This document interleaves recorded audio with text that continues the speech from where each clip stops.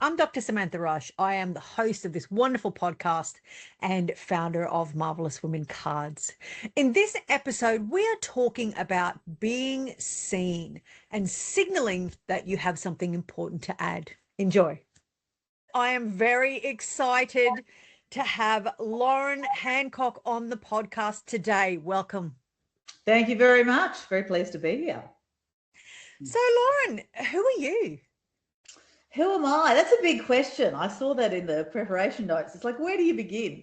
So I am a psychologist. I work in the corporate space. So all my work is around helping leaders understand why people behave the way they do. I'm also a mother and a wife and a sister and, a friend and a range of other things. So the obvious question that pops out to me, Lauren, is why do people behave the way they do? I know, it's an endless fascination for me. So it's one of the things I've realized is most kids aren't fascinated by that in the way that I was. So right from the time I was a little kid, I remember being fascinated by why adults did what they did, why they behaved the way they did, why people would do stuff that wouldn't make sense. I just was always fascinated by that. And not realizing that not everyone thinks the same when you're a kid. I didn't realize that other kids weren't so fascinated by that.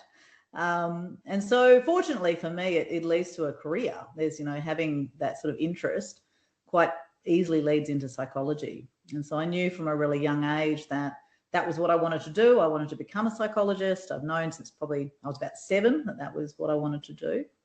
And I think it's still a work in progress. I think I will always be learning more about why people behave the way they do. And I think I'm at the point in my career where I have enough of an understanding that I can be useful to the clients I work with. But I'm always reading and always learning more. I think it will always be my lifelong fascination. People, yeah. Why people do what they do, why we do stuff that's so irrational, what motivates that, how much emotion and social forces motivate us, all of that stuff. That's what I'm so interested in, and it's what I do in my my personal time as well. I watch documentaries, I read nonfiction, because it just is to me the most interesting thing. Well, look, you are, I mean, we are talking the same language. So, obviously we're both really interested in the same thing. Is there a particular kind of behavior that fascinates you more than others? Good question. I think I'm really fascinated by, I'm really fascinated by how people kind of worship others. I find that really interesting. Right from looking at, people worshipping pop stars or celebrities, looking at how people join, religious groups and particularly fringe religious groups, looking at how you see that play out in workplaces where people will do things that are really unethical, or behave in ways that are really toxic because they're following, some sort of leader. Yeah. I've always found that particularly fascinating. I think a bit more unusual in that I've never been someone that gets, obsessed over pop stars or celebrities or, wants to really follow a particular leader or person. I've been less inclined towards that. I'm human, so I certainly have some inclination towards that, but probably less inclined than others. And I just find it really fascinating how people can leave what they know to be themselves and what they know to be right, to kind of leave that at the door when they're following someone else.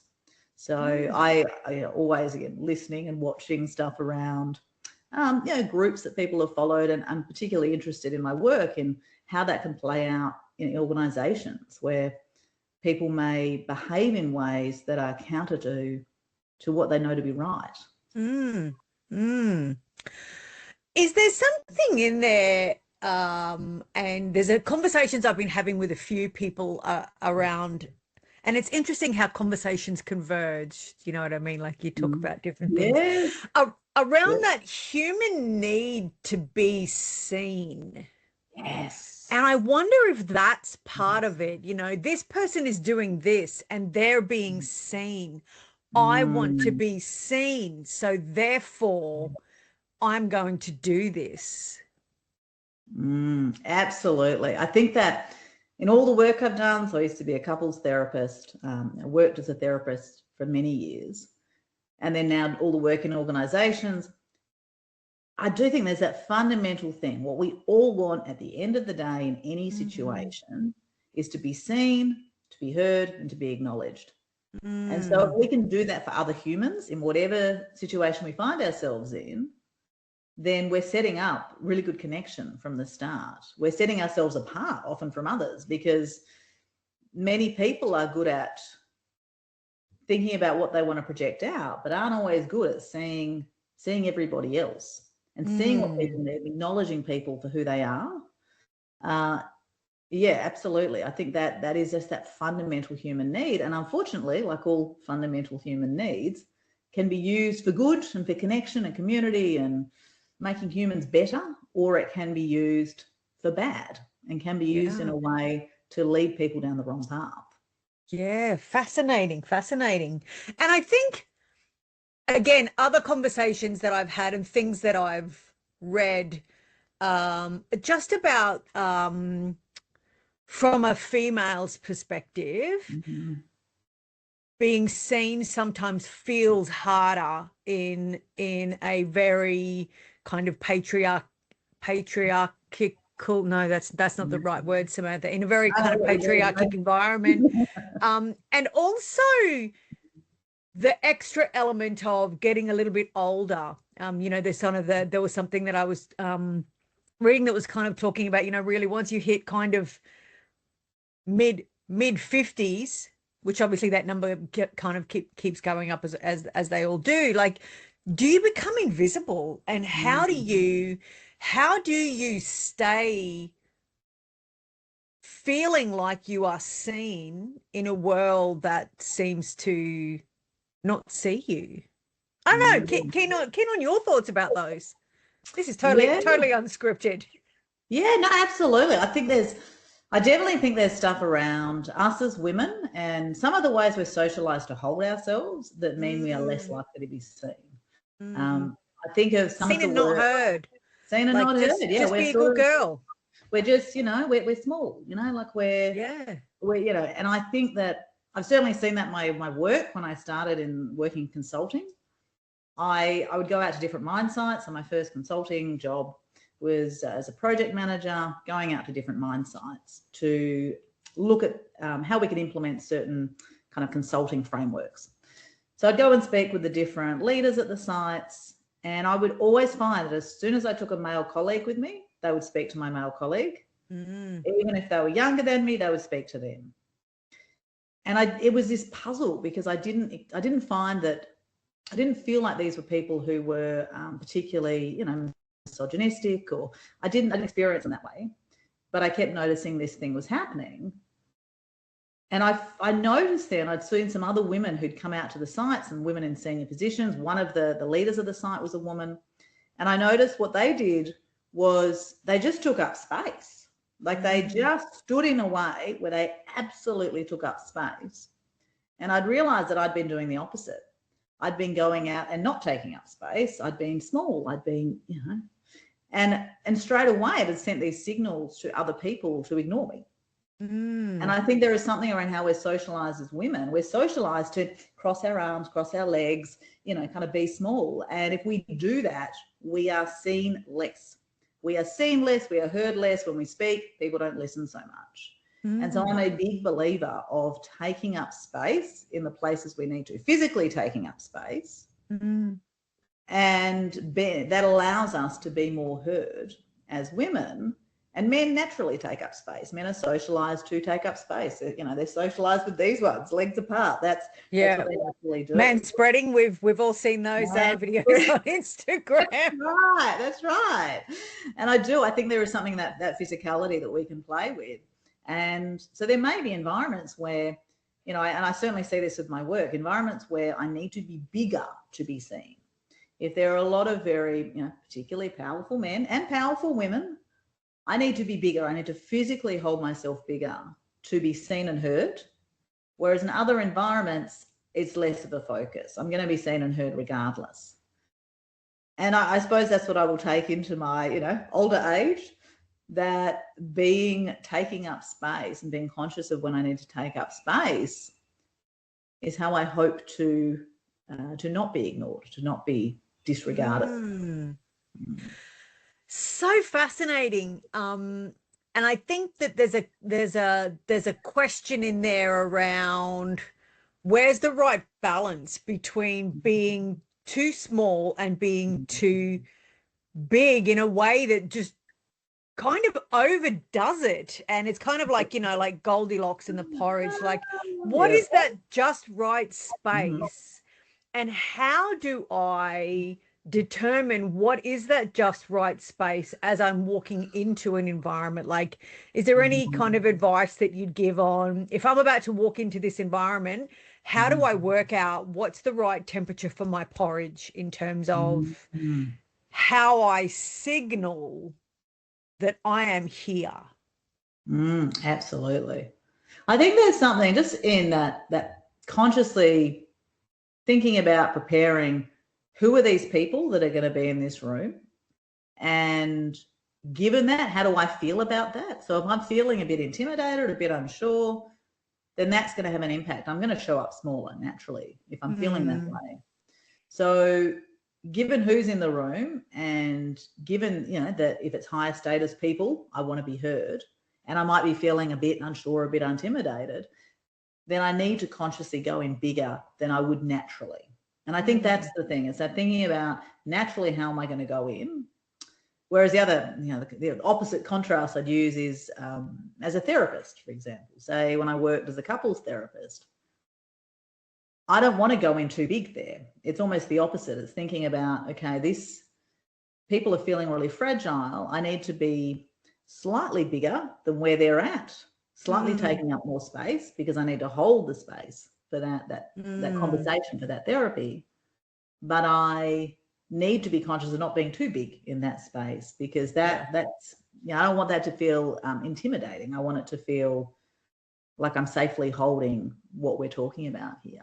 So I think there's definitely something in that conscious preparation, and noticing how we're feeling and thinking going into that, because that will automatically give us a physical presence. And so knowing when do I need to adjust that so I'm going to have the right kind of impact for these people. Is there something in there as well around, yes, who are these people in this room?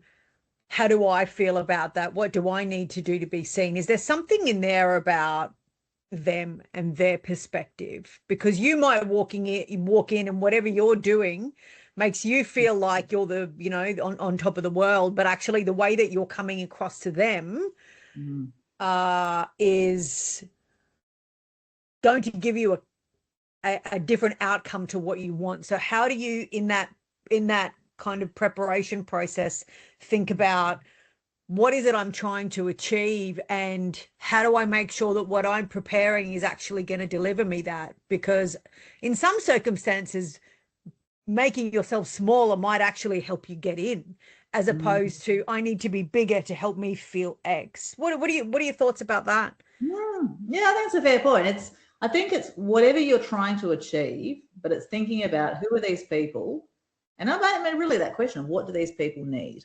What do these people need? What do I need? And so, I mean, the one I always think of is going into certain networking functions I've been to, where there's lots of people who are high-powered or see themselves as high-powered. And in those situations, I'm very conscious I need to go in taking up space, because if I don't signal that from the outset, then I'm going to get ignored. So I need to go in taking up space. That needs to be the first impression that I give that person, because pretty subconsciously for them, I'm not worth speaking to if I don't look like I can match their status. Yes. So that's probably where I use this the most, when I have to really consciously go in a certain way. If it's something that is more, a meeting of peers, then I'd be much more conscious going in around how is it I want this person to feel in their interactions with me. I think that probably guides most of my interactions. I want this person to feel seen. I want them to feel validated. I want them to feel heard. And so if I can go in holding a space that's, the right sort of level, not too big, not too small, that Goldilocks space. But my intention is around really hearing and listening and understanding that person. Then that means I'm showing up present. Yeah. And I find people and people's stories fascinating. So for most engagements I go into, I think that's what comes to me more naturally. I have to do this stuff more consciously when it is those other kinds of environments, like going into the networking functions with the high-powered people, or going into, say, when I was a therapist, might have been madly rushing, getting kids ready. It's like, okay, we need to reset. Yeah. So I'm not coming in too big and too much as I'm coming into this couple space. I need to be coming in at a different level to hold the space. And so that's where I need to shift that. And what are your tips for creating that change? How do I get that? Oh, I've been in this space and now I'm going into this space, because you don't often have a lot of time between things to achieve that. So for anyone who's listening who goes, I've just gone from a this environment to that environment where I need to be different. Yes. What are your tips for helping someone do that?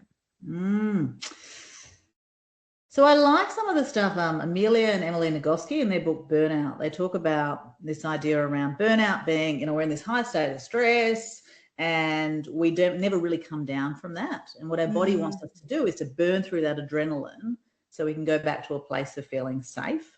Yeah. I always find that idea really useful, particularly when we're going from times of, say, mayhem, stress in the mornings. And when I was working as a therapist, my children were really young. And that kind of, all the disasters that could happen, trying to get them to daycare and get to work on time. They talk about burning through it. So doing star jumps in your office, doing star jumps, running around a bit, doing something to kind of do what our body wants us to do when we're feeling that sort of stress, is to actually just burn through the adrenaline so we can come down and feel safe in ourselves. So for me, if it's that kind of situation, that's what I'd be doing, is jumping around a bit, trying to burn through some of that energy, even if it is star jumps in your office. So I can come back and be calmer and then focus back on being more present with whoever's in front of me. So that's, if it's that sort of stress stuff, that's one of the things I'd be thinking of. If it's that I need to be showing up, I need to have more impact. I'm going to a meeting where I keep getting ignored, people are not listening. If it's that, then it's thinking about, okay, how am I going to hold myself larger? Now, Amy Cuddy's TED Talk is, quite an old TED Talk now, but I still love some of what she talks about. I appreciate there's different perspectives on that research now, but I do think that's super useful. And I've certainly seen clients find that super useful, where we're going in and we're holding ourselves big for that couple of minutes before. We're getting comfortable in holding ourselves to take up space. So by the time we go into that room, we're already taking up space. As soon as people see us, we're taking up space.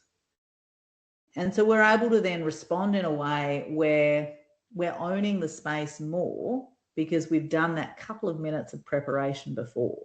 So, they're a couple of things I would suggest to people. Yeah, really, really helpful and practical tips. You talked before about signaling.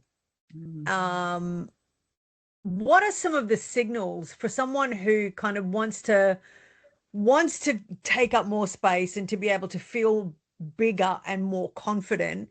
Because that can also, the idea of, feeling small but kind of going all out can be really intimidating in and of itself, right? And actually acting in a way that goes against everything that you feel like.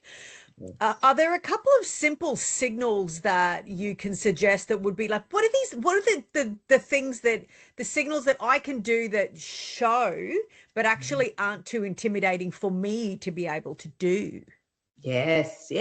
I think there's certainly stuff around where we put our feet when we're sitting. And again, I don't know how much science there is behind this, but I do think there's something around when we're feeling intimidated, even if we're sitting like trying to sit up at the top, but if our feet are kind of squashed back under our chair, that's sort of saying to ourselves, I'm still shrinking. So I think a really small one is, okay, when I'm sitting at the table at the meeting, I'm going to put my feet firmly in front of me on the floor. So I'm going to allow myself to take up that space. Coming in like this might feel completely stupid to me. So coming in where I'm just choosing to, have my shoulders, my chest, chest open, and my arms next to me, and my neck up a little bit. That might be enough. That might be enough that feels like that's not too huge, but that's something that has an impact. And it's those little tweaks, and that's what if we think about when we get people to make changes, and I know, you're doing similar work, we get people to make changes. Yeah. And if we make that change, it can often feel completely outrageous to us. So if we're going in and we're trying to be a bit bigger and we're sort of sitting just like this and we think, oh my gosh, this is huge. Everyone's going to notice. This looks ridiculous. And then no one notices because it's so subtle to them, but it's so big for us. And so I do think that experimenting with, can I try something a little bit more? Can I just push it a little bit further? Over time, what initially felt, perhaps quite outrageous ends up feeling quite normal because we've just adjusted it slowly and seen that, hey, actually everything's okay. And this isn't bad for me to start showing up in this slightly different way. I love that. And just that idea that you talked about of, just putting your feet flat on the floor and grounding you under the table. Nobody sees that. Yes. Yep. So by folding yourself, your legs in half to go behind you, it's like nobody sees it anyway. So why wouldn't you do something small to help you feel more grounded? And I wonder how many other little things there are like that maybe no one else is going to notice, but you will notice, So for example, one thing that came to my mind was when you walk into a meeting, if everyone normally has a notebook in their phone or their laptop or whatever, push your phone out a little bit further so it takes up a little bit more space on the table. Ain't nobody going to notice that, but you'll sit there going, my phone's like 3 centimeters further than it was before. I've got more space. Absolutely. And just that little small act of what might be perceived as rebellion could actually make you feel bigger. Yes. Yeah, I love it. And I think of like the alpha when we look at any animal. And one of the things I've always loved with the alpha's always got the jugular exposed. So you look at the alpha kangaroo. Yeah. And it's sitting there like this. Yeah. And you look at, and there's something in that. There's something about that. Like, I'm not afraid of you. Powerful. I'm not afraid. I'm going to show this weak part of me. And even that, instead of being like this, I'm like this. Even that little change, there's that signal to ourselves. And it's like that willingness to challenge ourselves and show that we can be okay and be successful at this. I think that's part of it. So it's what physiologically it may do for us, taking up more space, but also that willingness to say, hey, I can do this and this is going to be fine. This is going to have an impact for me. Fascinating. There's a book in this, Lauren. It's a book in all the things, isn't there? I think we need a book in this, like how to be seen. Yeah. How to be seen. Whether it's how can you feel like you're being seen, because you might be seen but you actually may not realize it, or how can you be seen? There's something that's in there. Yes, absolutely. I think that's such a good point about how to help you feel like you're being seen when you may not see it. So other people see you and other people recognize what you bring, but you may not see it. Yeah, definitely. Yeah. So I do want to just ask you a couple of other questions, although that was a fantastic conversation. If I do say so myself, thank you. You've obviously done a lot and you're interested in a lot and you're fascinated in a lot. And I'm curious to know what motivates or drives your own behavior. So we're putting the spotlight back on you now for a second.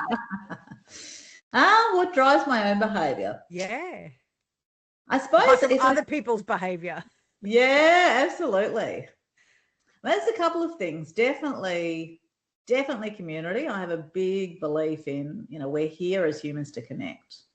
And so being able to create community and support other people and be in community is is really fundamental for me. And part of that, and is linked with the other big thing that I suppose drives my life, is around having freedom. So I am self-employed for a range of reasons, but one of the biggest reasons is so I can have freedom over my time and freedom over the kind of work that I do. Yeah. And fortunately, that's worked out well. I've been doing this for a while now. But having that space also, I don't do this kind of work so that I can, have a massive business and make $1 million. Like, I'm not interested in that at all.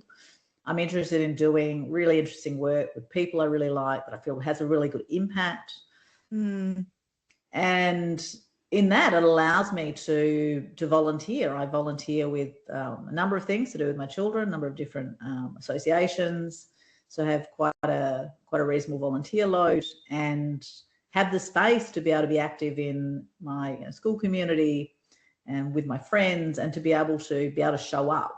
I don't like being too busy where I can't be showing up. That's not a fun life for me. Having the time and space to think and to reflect and to be creative, to keep improving my practice, and to really be able to show up for the people I care about, that's really fundamental for me.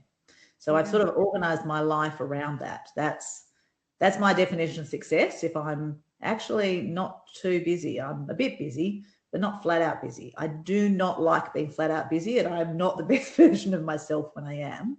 Yeah. And so I worked quite hard actually to almost kind of restrict the amount of work that I do in that way. A few years ago, I had way too much work. And I just don't like that. I've got it back to a level now which is really comfortable. So the right amount of work that allows me enough time and space to do all the other things that I enjoy. The Goldilocks life. The Goldilocks life, totally. I've managed to have that for a few years now. It took me a long time to get a good balance, because I think always when you're self-employed, it's that, making hay while the sun shines and taking all the things that are offered. Whereas I got really good at saying, no, this month's too full. I can't do that. I can do it next month, or I'm not available to do this. And that's, resulted in having a really good range of work, interesting work with people I really like. And making sure that, keeping that in check has been really good in the last few years. So if you were to look up the words marvellous woman in the dictionary, whose face would you see? Whose face would I see? Well, Jacinta Ardern. I think she really changed the conversation around female leadership. I do think there's something around New Zealand and around the kind of culture and the willingness to embrace a leader like her. But she absolutely, the way she led from the heart is so different than what we see generally in politics, particularly at the moment. And so she's someone that I would, absolutely love to meet if that opportunity ever came up. And understand how she navigated through really some very difficult stuff, and kind of the impact that probably had for her as well. So I'm imagining that would have had a huge impact emotionally, some of the things that she navigated through. So she's the marvellous woman I would think of. Yeah, lovely. And she certainly took up space. Yeah. When she needed to. Absolutely. Yeah. And then didn't take up space, knew where her status needed to be. I think of, her going into the mosques after the shootings, and the way she went in as taking up the right amount of space, not taking up too much space, where she's kind of a visitor in these spaces, but being there and leading and showing compassion. I think, there's very few world leaders who've done that well. Yeah, agreed. And I love that idea of kind of tempering the space and being intentional and considerate, and like that it's a thoughtful process. What's the right amount of space for me to take up in this context? And I think that question alone and that process alone, that takes a lot of confidence. To be able to go, actually, in this case, I need to play small to help me get these. I think that takes as much confidence as I need to play big. Very interesting. Yes. Yeah. What a thought-provoking conversation. Now, I have to ask, because it's been on my mind, and I know that for those who are watching this as opposed to listening to it, they're going to be very interested in the elephant on the shelf behind you. Yes, Not the elephant in the room. the elephant Who in the is the room. elephant in the room? So this is Hope. This is the elephant from River's Gift. So River's Gift is a charity. It's a SIDS charity. It was started by parents of River when he passed as a baby. And I have their permission to talk about them. So I did some work with their board last year. And they gave permission for me to publish that on LinkedIn. And yeah, one of the things that they gave us was Hope the elephant as a gift when we were leaving from there. And my kids loved it so much they both wanted one. So Carl, the CEO, actually sent my kids each one of these as well. So we have 3 of them now in the house. But yes, that one lives behind me as just a tribute, I suppose, to to the work that they're doing. And I think there are so many organisations like that exist that come from a place of real pain for people.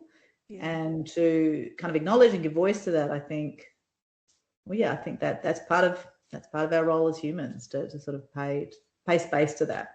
And so because I have their permission to share the fact that I've worked with them, I've kept it as part of my background. And I really am so happy that I asked you, because now we get to hear about about Hope and also about River and the great work that this organization does, because everybody needs to be seen.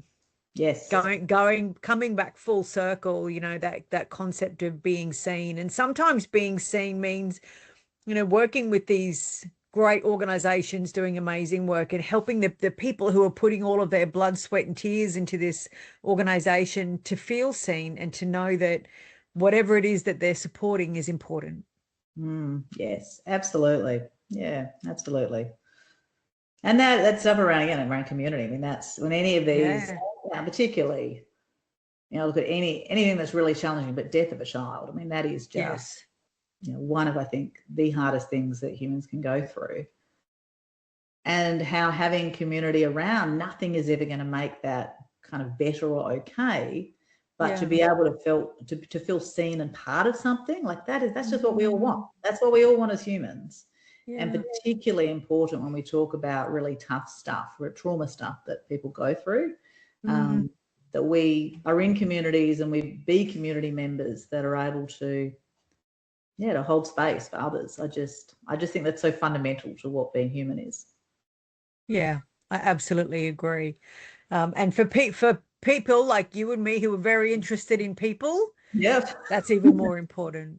Absolutely. Yeah, absolutely. Yeah. I've had a fantastic conversation. I really want to thank you for being on the podcast. It has been amazing. Thank you so much. Oh yeah, really, really appreciate that we got to have this conversation. Me too. And it's been really lovely. So thank you very much. What a wonderful conversation. Lauren, thank you so much for sharing your knowledge and your views on this really, really important topic. I really love that idea of intentional preparation of where am I going into, what's the space that I need to go into, and what is it that I need to do in order to give the right signals so I can get the outcome I'm looking for. I hope that you've found this as enjoyable and as helpful as I have. And until next time, stay marvelous.